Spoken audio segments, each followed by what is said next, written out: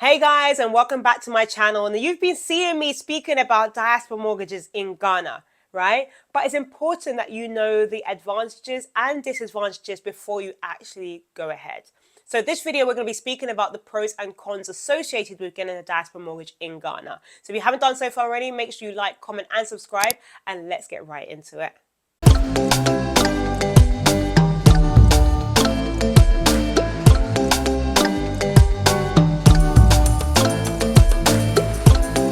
I'm going to be talking to you a little bit now about the advantages and disadvantages of you getting a diaspora mortgage in Ghana. So we've spoken about how to get it, we've spoken about what it is, but there of course are some advantages, and it'll be very remiss of me if I do not tell you about the downsides of you getting a diaspora mortgage in Ghana as well. And I'm speaking from personal experience here, by the way. Now, when it comes to the advantages, of course, you've got quick access to the property market. If you don't have all the money saved up, you can get a bank to take on the vast majority of the property and you finance, 20%, like I said, okay? So it's giving you access to the market without having to actually pay all of the cash up front. The second reason is because you can also get the diaspora mortgage is denominated in a stable currency. So if you were going to look to purchase a property in Ghana and you're going to anyway think about a mortgage, that mortgages typically locally are denominated in Ghana city, and that currency is not stable.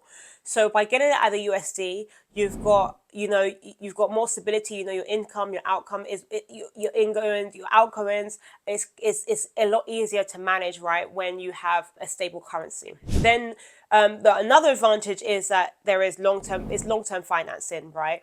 Because loan payments and repayments can go from between 5 years up to 20 years.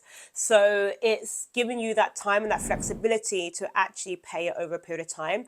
But what I do recommend people do is that if you do in the future have access to cheaper debt, you then pay off that diaspora mortgage, right? So if, for example, you had a property in the UK and it wasn't ready for refinancing, when the refinancing option comes up, you can maybe release some equity from there and then use that money to now pay off the diaspora mortgage in Ghana. So now you've actually got a cheaper debt in the UK as opposed to your 14% in Ghana, if that makes sense, okay? Or if you made some money and you got a bonus or whatever, use that to now pay off your loan in Ghana as soon as possible, okay? Another advantage is due diligence. I've met so many people that actually have the money to purchase property in Ghana, but they would rather get the diaspora mortgage because of all the risks that involved with actually purchasing property in Ghana and not knowing if the property you're buying is actually from the person who is selling the property, right? So some people that actually have money available, so it's not only for people that don't have money or they're whatever, right? What people do is they actually just go through the bank anyway. And that way the bank does its thorough due diligence because the bank is the one that's going to be taking on the vast majority of the liability. And then their bank will do all the due diligence and make sure the property is legit, the property developer is legit, the land is legit, everything is legit. And then they're going to now deploy it and disperse that money, right? Now, if you are looking to now pay off that money, there are, I think, some small early repayment options. I think it's minimal fees because they do actually want to incentivize you to repay early. But it's very minimal in terms of early repayment. But again, it varies from bank to bank, okay? So those are the advantages of getting a diaspora mortgage in Ghana. Now, the disadvantages of getting a diaspora mortgage in Ghana. Okay, there are a few disadvantages. Of course, the interest rate is high. Yes, you're paying double digits, significantly higher than what you'll be used to if you were to purchase a property in the UK or in the US or Germany or the Netherlands or Sweden, whatever it may be in Europe. You'll be paying typically single digits interest rates if you were to get a mortgage. In Ghana, this is double digits. In some regards, it's actually double the amount, okay? So bear that in mind if you are looking to get a diaspora mortgage in Ghana. Another reason to not get the diaspora mortgage is because it is a bit clunky when you're looking to actually repay your mortgage on a monthly basis. Now, one thing that most banks do is what they ask for is a margin account. They give you a margin account and they ask for 1 month's worth of the payments to actually be remaining with them in the event that you default for that month. Because what happens is in the UK, most banks in Ghana don't have a custodian account, or they don't have a correspondent account rather, in the UK. that you can just pay that into and it gets automatically transferred to the bank in Ghana.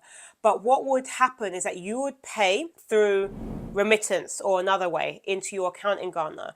I do have another video out about how to get a bank account in Ghana, but for mortgages in Ghana, you will typically need to open up a bank account in Ghana, and you will then need to pay the money, like your monthly repayment, into that account, and then the bank can now take the money from that bank, that local bank account, right? They cannot take the money from an international account. So you would have to do a manual transfer. So what I was doing, I banked with Halifax, right? A high street bank in the UK. And I used them because they had a really simple way to do international transfers in the same currency, right? So normally when you're doing a remittance or you're using a company like Wise or Transfer, it's very difficult for you to send pounds to a pound account abroad. But I had a pound account in Ghana, and and that was what my mortgage was denominated in. So I'll use Halifax and I'll spend £9, send in £700 or whatever it was into my Ghanaian GBP account, right? So now the £700 will be in Ghana, and now the bank can take that £700 for my mortgage payments. I hope that makes sense, okay? But some companies like Wise or Sendwave or Utility Link and all these, they would normally send the money in the country's denominated currency. That's why it's difficult. So it's a little bit clunky when it comes to it. But as I said, most banks will, because they know that it takes time to actually send money, they ask you for 1 month's worth of that repayment to be kept with them in eventuality that you default or you're late with your payments. They will then use and draw down on that amount, and then you will need to then refinance and refund that account, right? Another thing is the FX risk, right? So there are currency fluctuations, there are foreign exchange risk with purchasing this property in Ghana and getting a diaspora mortgage denominated in a foreign currency like USD. Because if you decide to rent out your property in Ghana, you might be taking your rental income in Ghana cedis, and that means if you're taking your rental income in Ghana cedis, you have to now pay your mortgage in an international currency. So you now need to actually repay, you're now taking the hit because you received your receivables are in Ghana cedis, your payments back to the mortgage company are in USD. So of course there is an FX risk there as well, right? And there's also default risk. So I've been there, I've done that, right? The bank has the right to actually take and repossess your property if you don't keep up with your payments. Of course, that is a downside of any mortgage anywhere around the world. But if you're typically looking to actually get your mortgage because you want to actually get people to use it as an investment in Ghana, now you can actually now be using, you might be actually just relying on the payments from your property income, right? But the bank doesn't care about that, right? So you're going to have to send that money come rain or shine, right? But so if you take the mindset of you just need to have, and I'm just talking from experience here, if you take the mindset that you just need to receive your money from your income, the bank doesn't care. They will repossess the property. Okay, so these are things that you want to bear in mind when it comes to purchasing property in Ghana, the advantages and disadvantages of you getting a diaspora mortgage in Ghana. Some things to consider if you are looking to get a diaspora mortgage in Ghana. Now, first, I think it's highly important for you to budget, okay? Do use my budget calculator to work out costs. Essentially, if you're going to purchase a property in Ghana, there are a number of associated costs you need to bear in mind. So please, if you're thinking about getting a diaspora mortgage in Ghana, make sure you budget, make sure you financially plan, make sure you have reserves in place as well, right? You want to budget. So if you are looking to purchase a property in Ghana for investment purposes and you're looking to actually generate some rental income, in the event that there's a month that your property lies vacant, you have to make sure you've got some reserves available to actually cover off the cost of your mortgage. So you want to think about that and consider that when you're actually budgeting and deciding whether or not to go with a diaspora mortgage. Then also, I think it's highly important for you to take professional guidance, right?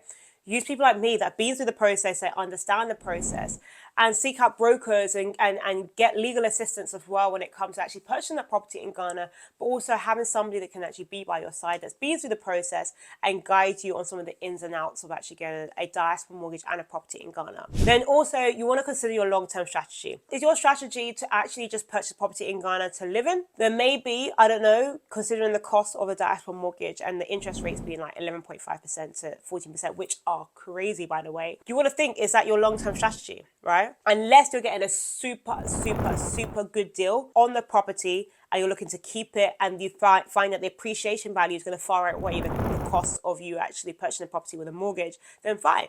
But make sure you do your calculations and you assess that. Make sure you look into your investment goals, right? Are your investment goals to actually generate cash flow? And when you look at the costs or the amount of money you can actually generate from actually renting out your property in Ghana, is it going to be enough to cover off your mortgage costs and actually generate a little bit of profit on the side as well? And also you want to think about diversification. So you want to think about like putting all of your investment into a single property and potentially spreading the risk. So you want to think about this from a mortgage standpoint as well. Are you going to be taking a mortgage and just pulling that on the one property and then another property is lying dormant? You want to think about some of these things.